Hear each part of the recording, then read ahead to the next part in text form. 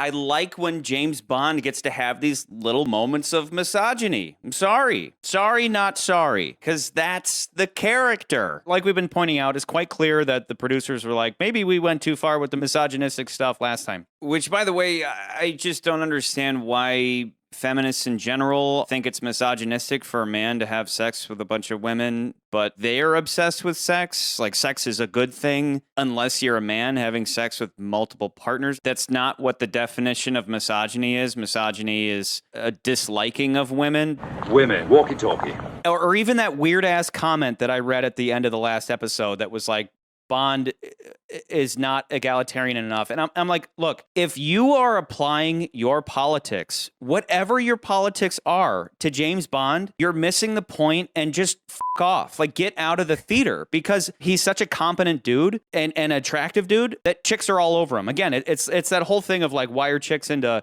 race car drivers? And it's like, because they live on the edge, man. They're so alive. Well, you can believe it, because like we talked about earlier, Bond is always one step from death. I have a theory why women like racing drivers. It's not because they respect what we do. It's our closeness to death. You see, the closer you are to death, the more alive you feel. The more alive you are. And they can see that in you. They feel that in you.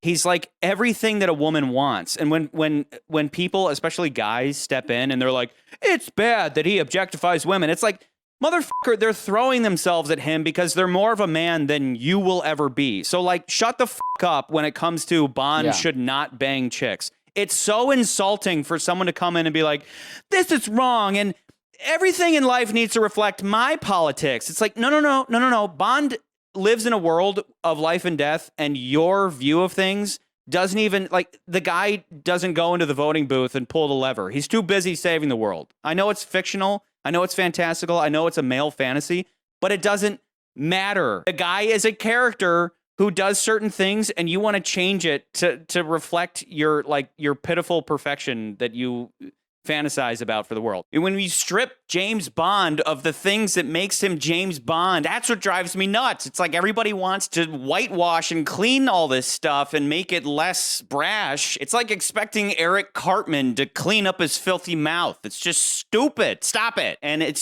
just ruins it, and it makes for a lackluster movie.